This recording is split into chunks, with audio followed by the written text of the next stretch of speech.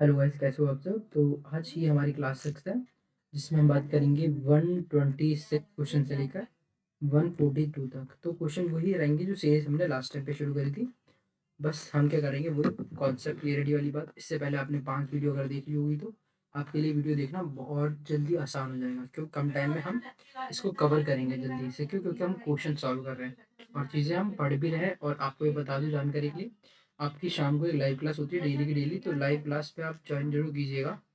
ठीक है। Rough endoplasmic, अब अपन 126 क्वेश्चन पे चलते हैं। रफ एंडोप्लाज्मिक रेटिकुलम बीएस। तो रफ एंडोप्लाज्मिक आपका क्या आता था, सो प्रोटीन। तो प्रोटीन कहाँ दिख रहा है आपको, कहीं दिख रहा है क्या, नहीं। रफ एंडोप्लाज्मिक रेटिकुलम बीएस क्या बियर करता है, और प्रोटीन सिंथेसिस क्या करता है, तो राइबोसोम। तो राइबोसोम जहाँ दिखे वो ऑप्शन पे जाना है अपन को। ऑप्शन बी में जा रहा है, तो ये वाला आंसर इसका हो सकता है, लेकिन अभी हम आगे भी चलते हैं। स्मूथ एंडोप्लाज्मिक रेटिकुलम की बात करें तो वो लिपिड्स के लिए होता है। तो ऑप्शन बी इसका सही हो जाएगा आंसर। कोई दिक्कत तो नहीं है। चलिए, विच of the following organism reproduce by the method of binary fission. Binary fission किसके अंदर होता है, देखो नीम प्लांट बड़ा प्लांट है, ठीक है। और मुझे एक बार बताओ, नीम प्लांट में फ्लावरिंग होती है क्या, फ्लावरिंग तो होती है ना। बी आपको देखा है फ्लावरिंग होती है, नीम प्लांट के अंदर होती है। रोज प्लांट में फ्लावरिंग होती है। बटरफ्लाई, बटरफ्लाई तो भाई बड़ा ऑर्गेनिज्म है, तो ज़्यादातर बाइनरी फिशन किसमें देखने को मिलता है, यूनिसेक्सुअल, यूनिसेक्सुअल ऑर्गेनिज्म। तो बाइनरी फिशन किसमें मिलेगा, लिशमानिया में। लिशमानिया जो है काला अज़ार एक डिजीज कॉज करता है, काला अज़ार। याद रखिएगा, ये क्या है, प्रोटोजोवन है, प्रोटोजोवन। इसके बाद 120 क्वेश्चन है। During an experiment a cell is damaged and its lysosomes burst, releasing digestive enzyme into the cytoplasm. What is most likely to happen next? तो अब होगा क्या कि अगर लाइसोसोम बस फट जाए, लाइसोसोम फटेगा तो कौन सा एंजाइम निकलता है उसमें से, हाइड्रोलाइटिक एंजाइम। ठीक है। तो ये हाइड्रोलाइटिक एंजाइम का काम क्या है, किसी भी चीज़ को ख़त्म करना या फिर डाइजेस्ट करने का काम है। तो अगर ये मान लो फट जाता है, तो आपकी सेल जो है वो ख़त्म होना स्टार्ट हो जाएगी और डिस्ट्रॉय हो जाएगी, और फिर बाकी आसपास की सेल्स भी डिस्ट्रॉय होना शुरू हो जाएगी। तो इसका आंसर देखो कहीं और नहीं होगा, option D, the cell will destroy itself and die. इसके बारे में मैंने पहले भी पिछली वीडियोज में बात करी है। The plasma membrane is composed of plasma membrane. Plasma membrane आपको याद कर रखना है, एक तो लिपिड, प्रोटीन और लिपिड, ये दो ऐसे शब्द हैं जिनको याद रखना चाहिए। मैं ऑप्शन नहीं दिख रहा हूँ, मैं डायरेक्ट आंसर बता रहा हूँ, क्योंकि चीज़ें आपको डायरेक्ट हिट होनी चाहिए। ऑप्शन में कंफ्यूजन क्रिएट होता है अगर आपको आंसर नहीं पता तो। ठीक है। तो यहाँ पर लिपिड एंड प्रोटीन्स का लिखा है, ये रहा। मैं शुगर्स नहीं लिखूंगा, शुगर्स की बात आपके डीएनए वगैरह में होती है, ध्यान रखिएगा। जो न्यूक्लिक एसिड होते हैं ना, वहाँ पर हम बात करते हैं शुगर्स की। विच of the following statement correctly describe plastic in plants. Plastic जिसको बोलते हैं लवक, है ना। तो प्लास्टिक तीन तरीके थे, कौन से, क्लोरोप्लास्ट, क्रोमो और ल्यूको। ल्यूको क्या कर रहा था, स्टोरेज का काम कर रहा था। क्रोमो कलर देने का काम कर रहा था। और क्लोरो फोटोसिंथेसिस, ये अपन पढ़ रहे थे। ये एनिमल्स में होती है, ये बात भी अपन ने देखी थी। अब इसने पूछा प्लास्टिक का काम क्या है। प्लास्टिक का काम क्या है, देखो ऑप्शन देखते हैं पहले अपन, क्योंकि कौन सा ऑप्शन बेस्ट रूप में इसको डिस्क्राइब कर रहा है। They are present in both, both लिखा है, प्लांट और एनिमल्स नहीं। ओनली ओनली कहाँ पर होता है, प्लांट्स में होते हैं, एनिमल्स में होते हैं नहीं होते। They are found in prokaryotic cells like bacteria and photosynthesis. तो प्रोकैरियोटिक सेल्स में पाए जाते हैं, नहीं। यूकैरियोटिक में भी तो पाया जाता है, तो ये ऑप्शन सही होगा क्या, नहीं। They are present only in plant cells and absent in animal cells. ठीक है, ये बात अच्छी है, ये बात सही मेरे को लग रही है थोड़ी। अब मैं लास्ट वाला ऑप्शन भी कहूँगा, क्योंकि ये बात एक जनरल स्टेटमेंट दे रहे तो ठीक हो सकती है, बट हमें आगे भी चलना होता है। They are present only in, नहीं, एनिमल्स की बात कर दी नहीं, तो ऑप्शन सी इसका सही आंसर हो जाएगा।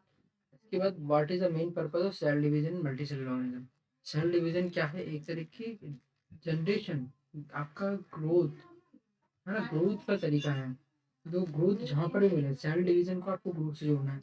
आपको याद है जो अपनी एक शाम को बैच चल रहा है, तो उस बैच के अंदर अपन ने एक चीज सबसे पहले दिन जो पढ़ी थी ना, वहां जाओगे तो आपको पता चलेगा कि सेल डिवीजन क्या काम करता है। मैंने आपको लिविंग ऑर्गेनिज्म की, एक जीवित जो चीज होती है उसके बारे में जानकारी दी कि यही कैरेक्टर उसमें पाए जाएंगे। तो सेल डिवीजन ऑटोमेटिक लिविंग होने का एक आपका उदाहरण है। तो आपके जो सेल है, ग्रोथ है, सेल के अंदर कोई भी चीज डिवीजन हो रहा है, वो ग्रोथ को दिखाता है, रिपेयरमेंट को दिखाता है, रिप्लेसमेंट को दिखाता है। क्योंकि पुरानी अगर कोई सेल है जो मरेगी तो नई सेल बनती है। उदाहरण के लिए आरबीसी का एक तरीके से सेल है, 120 डेज की लाइफ साइकिल होती है। तो अगर वो खत्म होगी तो नई सेल्स बनेगी ना। यही चीज़ क्या हो रहा है, सेल डिवीजन के दौरान हो रहा है। आपके लग गई तो सेल डिवीजन के दौरान आपके जो चोट लगी वहाँ सही होगा। ऑप्शन अब देखो, question number 132, which of the following cell organelle release adenosine triphosphate. ATP का जहाँ नाम आ जाए माइटोकॉन्ड्रिया जोड़ दो, खत्म काम। माइटोकॉन्ड्रिया का दिख रहा ऑप्शन ए में, खत्म बात, कुछ बात दिमाग लगाओ। Which of the following statement is false regarding cell, cell से रिगार्डिंग गलत है स्टेटमेंट। ये थोड़ा अच्छा क्वेश्चन है, क्यों? क्योंकि इसमें आपको दिमाग लगाना पड़ेगा, स्टेटमेंट पढ़ने पड़ेंगे। Cell shape is often related to its function. Cell shape जो है उसके फंक्शन पर डिपेंड करता है। बात तो ठीक लग रही है, जनरल स्टेटमेंट है, एक्सट्रीम नहीं है। एक्सट्रीम मतलब बहुत ज़्यादा से बहुत खतरनाक स्टेटमेंट देखने होंगे आपको इसे। All cells are of the same size and shape. याद है अपन माइक्रोमीटर में पढ़ते हैं, तो हर एक सेल का अलग अलग शेप होता है, अलग अलग साइज होता है। बल्कि कुछ कुछ का तो शेप साइज फिक्स है भी नहीं। तो आपका ये जो स्टेटमेंट नहीं बहुत एक्सट्रीम है, मतलब ऑल की सबकी बातें कर रहा है। यहाँ लिखा होता है some cells are of same size and shape. तो अगर सम यूज होता है इसीलिए ऑल की जगह, तो वो एक जेनेरिक जनरली होता है सबके लिए ना, नॉर्मल होता है। लेकिन यहाँ पर ऑल लिख दिया, ऑल लिखते मतलब एक्सट्रीम कंडीशन जा रहा है। तो इसका आंसर ये वाला हो जाएगा, option B. What is the function of the nuclear membrane in a cell. Nuclear nucleosome होता है आपका, जो साइटोप्लाज्म होता है ना, वैसे ही न्यूक्लियोप्लाज्म भी होता है। उसको अंदर इकट्ठा करने का काम करता है। दूसरा आपका जेनेटिक मटेरियल को सेव करता है। ये कहीं लिखा हुआ है क्या, देखना आप जरा। ये prevent entry of gases and water molecules in the nucleus. भाई ये प्रिवेंट और पास दोनों के लिए काम करता है। ये regulate the transfer material between nucleus and cytoplasm. ये बात थोड़ी सही लग रही है। It provide energy for nuclear division. नहीं है एनर्जी तो कौन बना रहा है भाई, आपकी एटीपी कौन बना रहा है, mitochondria. It store digestive enzyme. Lysosome क्या कर रहा है, अचार डाल रहा है, नहीं। ये भी ऑप्शन नहीं। It prevent the entry, entry कराता है, करने देता है, एंट्री प्रिवेंट नहीं करता है। तो ये ऑप्शन भी एक तरह का एक्सट्रीम जा रहा है। तो ऑप्शन ए इसका आंसर हो जाएगा। कैसे कि न्यूक्लियर मेम्ब्रेन है वो एक तरह का साइटोप्लाज्म और न्यूक्लियस को दोनों को अलग करने का काम करती है, जिससे क्या होता है सामान का, सॉरी तबीयत थोड़ी सी नासाज हो रही है, पर हम रुकेंगे नहीं। तो सामान को आदान प्रदान करने का काम करती है। आपकी आवाज़ थोड़ी धीरे भी आ रही होगी आप मेरी आज, क्योंकि मैं बहुत धीरे बोल रहा हूँ। प्लीज थोड़ा सा एडजस्ट करेंगे इस क्लास से। विच of the following statement correctly compares vacuoles and plant and animal sales. कौन सा सही कंपेयर कर रहा है वैक्यूल्स को प्लांट एंड एनिमल से। तो सीधी सी बात है, देखो प्लांट्स के अंदर पी से प्लांट, पी से पप्पू भैया, पप्पू भैया के अंदर दिमाग बहुत मोटा होता है सिंपली याद रखना क्या है, वैक्यूल्स का साइज हमेशा प्लांट में बड़ा होता है। तो जहाँ पर भी लिखा होगा एनिमल्स हैव लार्जर वैक्यूल्स, नहीं गलत। मैं तो प्लांट्स की बात करूँ तो प्लांट्स में लिखना चाहिए vacuoles are absent in both plants and animal cells. नहीं, अगर यहाँ पर लिखा होता कि वैक्यूल जो है एनिमल सेल्स में एब्सेंट होता है जनरली, तो ये बात में सेम आंसर होता। इवन यहाँ पर क्या होता है, होता भी तो बहुत छोटा होता है एनिमल सेल्स में, तो दोनों में तो एब्सेंट होता ही नहीं। प्लांट सेल्स में लार्ज वैक्यूल्स, देखो ऑप्शन सी अपने आप ऑटोमेटिकली लाइन पता है ना आपको, ऑप्शन सी पे चले जाओगे आप।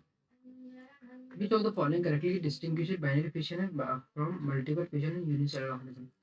तो बाइनरी फिशन का मतलब होता है कि एक सेल दो में टूटती है उसका, और मल्टीपल फिशन एक सेल बहुत सारी सेल्स में टूट जाती है, उसको बोलते हैं मल्टीपल फिशन। सिंपली समझ लें। तो यहाँ पर जहाँ पर भी टू डॉटर सेल्स दिखा हुआ है वो समझने की बात है, वो ऑप्शन आपका आंसर हो जाएगा। बाइनरी का मतलब होता है बाई से निकला, बाई का मतलब होता है दो। जो भी दो में टूटेगी वो आपका बाइनरी फिशन, फिशन होता है टूटना। जैसे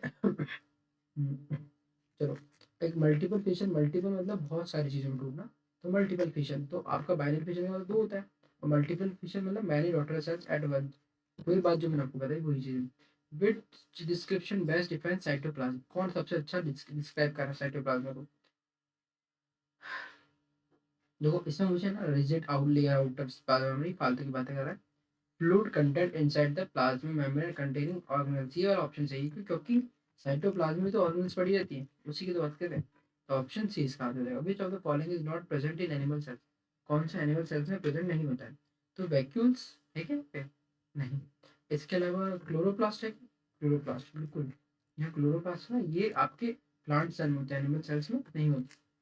ठीक है, आगे चलें। चलो अब ऑप्शन में देखना सीधा आंसर दो। The fluid content inside the plasma membrane which also contains many specialized cell organelles is called cytoplasm कहेंगे। अभी अपन ने पढ़ा साइटोप्लाज्म की खासियत ही है तो उसमें बहुत सारी सेल ऑर्गेन्स पड़ी रहती है ना, ये सेल ऑर्गेन्स पड़ी हुई रहती है फ्लूइड इनसाइड का प्लाज्मा मेम्ब्रेन की, प्लाज्मा में बाहर होती है ना आपके, तो उसके अंदर साइटोप्लाज्म में भरे रहते हैं, तो ऑप्शन डी। फिर ऑप्शन अपन ऑप्शन देंगे ना, सीधा आंसर देना आपको। In addition to plasma membrane which of the following outer covering is present in the plant cell, कौन सी आउटर कवरिंग प्रेजेंट होती है प्लांट सेल के अंदर।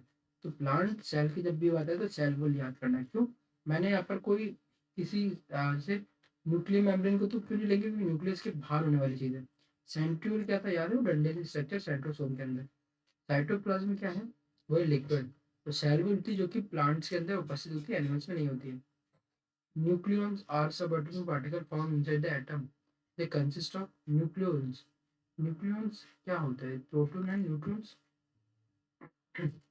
ये थोड़ा सा केमिस्ट्री क्वेश्चन आएगा, बट छोटा सा तो कोई बात नहीं, हमने फिर भी कर लिया। Last, the making of new sales in organism is called, making of new sales in organism, sorry, organism पे नई सेल को बनाना क्या कहलाता है आपका, सेल सिक्रेशन नहीं, सेल रेस्पिरेशन नहीं, सेल फ्यूजन नहीं, सेल डिवीजन। तो क्या हो जाएगा इसका आंसर, ऑप्शन सी। तो बहुत छोटी, ऑप्शन सी दिख रहा है आंसर आपको। अच्छा, और भी क्वेश्चन है। Which organism is called the suicide bag, अभी पढ़ा था अपन ने, कुछ दिन पहले ही पढ़ा है। लाइसोसोम, लास्ट क्लास वगैरह में देखा होगा आपने lysosome. Who discovered, who first observe the density strain reticular structure near the nucleus, no now known as Golgi body, Camillo Golgi ने करा था डिस्कवर। बात आपको पता है, रॉबर्ट कौन थे जिन्होंने न्यूक्लियस की डिस्कवरी करी, स्क्लेरिन थ्योरी थी, एंटन वन लीविंग सेल की डिस्कवरी करी। बात पता है ना उनको। Which cell organism is responsible for releasing energy in the form of ATP. तो जब भी एटीपी का नाम आएगा माइटोकॉन्ड्रिया आपको लिखना, और कुछ मत सोचना, माइटोकॉन्ड्रिया इसका आंसर होगा। Which of the following is fluid content inside the plasma, वही cytoplasm. Which of the following is not a part of structural organisation of cell, कौन सा आपकी सेल का स्ट्रक्चरल पार्ट नहीं है। देखो, साइटोप्लाज्म आपके सेल के अंदर होता है। माइटोकॉन्ड्रिया एक सेल ऑर्गेनेल्स है, वो भी होगी। सेल वॉल बाहर की तरफ होती है, वो भी होगी। बट हार्ट तो एक अंग है ना, ऑर्गन है, तो उसका काम यहाँ पर क्या है, नहीं होगा ना। ऑप्शन क्या हो जाएगा इसका, B. Which primary features allow mitochondria to be calls power house of the cell, ATP बनाना, जहाँ पर भी एटी नाम आ जाए, एटीपी माइटोकॉन्ड्रिया से जुड़ेंगे। प्रोटीन सिंथेसिस किससे जोड़ोगे आप, प्रोटीन सिंथेसिस जोड़ोगे आप राइबोसोम से। और आपको उस ट्रिक्स बताऊंगा मैं, प्रोटीन को राइबोसोम से, एटीपी को माइटोकॉन्ड्रिया से, डाइजेस्टिव एंजाइम्स को आप जोड़ोगे हाइड्रोलाइटिक लाइसोसोम, जिसका काम क्या है, ये आपकी सुसाइड बैग कहलाता है, सुसाइड बैग। बस ये पॉइंट्स कुछ हमें समझनी होती जो कहीं से क्वेश्चन बनता है। तो आज की क्लास यही, इतनी छोटी क्लास थी, आशा है कि पसंद आई होगी। Thank you, have a nice day, जय हिंद, जय भारत, बाय बाय, धन्यवाद।